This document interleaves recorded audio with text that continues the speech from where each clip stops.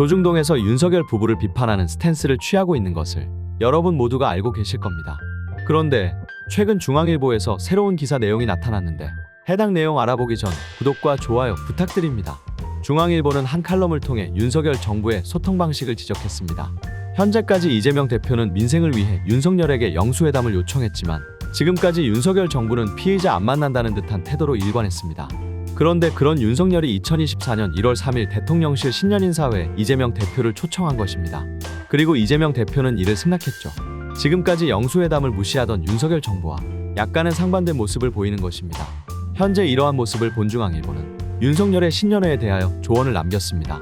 중앙일보는 아울러 대통령이 신년 기자회견에도 적극적으로 나서기를 바란다. 민심이 여권에 등 돌린 결정적 이유는 소통 부족이다. 강서구청장 보선과 부산 엑스포 유치 불발 과정에서 대통령과 현장의 큰 괴리가 확인되지 않았는가 라며 지금까지의 윤석열 소통 방식에 대해 직접적으로 언급하기 시작했습니다. 중앙일보와 마찬가지로 부산 엑스포 유치 불발 과정에 대해 조선일보도 지적했는데요. 이 외에도 수많은 보수 언론들도 윤석열의 소통 과정에 대한 우려를 표했었습니다. 또 1시간이면 혼자서 59분을 이야기한다며 59분 대통령이라는 별명이 생겼을 정도로 소통에 대해 문제가 심각했던 대통령입니다. 이러한 대통령을 보며 중앙일보는 우려하는 목소리를 내는 것이죠. 그러면서 중앙일보는 현장의 쓴소리를 가감없이 듣고 국민과 대화하는 접점부터 대폭 늘려야 하는 게 옳은 방향이다. 신년 회견은 독선과 독주로 비친 국정 운영 방식의 변화를 직접 천명할 좋은 기회다라고 언급했습니다. 중앙일보는 해당 신년회에서 바뀐 모습을 보여야 한다며 강경하게 말하는 듯한 모습을 보였습니다.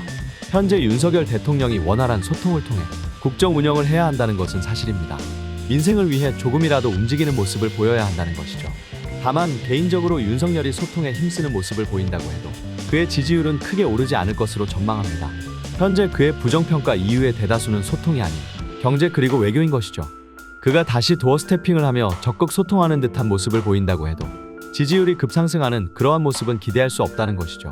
그리고 경제로 인한 부정평가 결과는 총선 이후 더욱 악화될 것으로 파악됩니다. 이와 관련된 내용 함께 시청하시죠.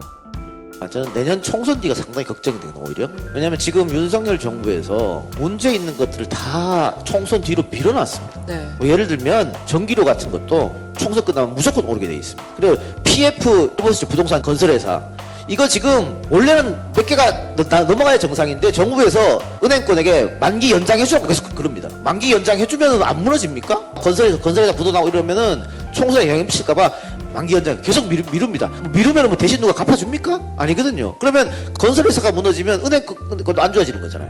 지금 보세요. 물가는 굉장히 올랐잖아요. 그런데 월급은 여러분들 거의 안 올랐잖아요. 이자는 올랐습니다. 가계부채가 지금 OECD에서 1등이라고 하는데 이거 돈 벌어서 은행 빚 갚기지 바쁘잖아. 그러면 맨 먼저 어디를 줄이느냐? 외식비를 줄입니다. 외식비를 줄이면 자영업자들이 고통에 빠지게 돼요. 국내 소비가 위축됩니다. 이런 걸 전부 다 총선 뒤로 미룬 거예요. 그래서 저는 올해보다 총선 끝나고가 더 걱정입니다.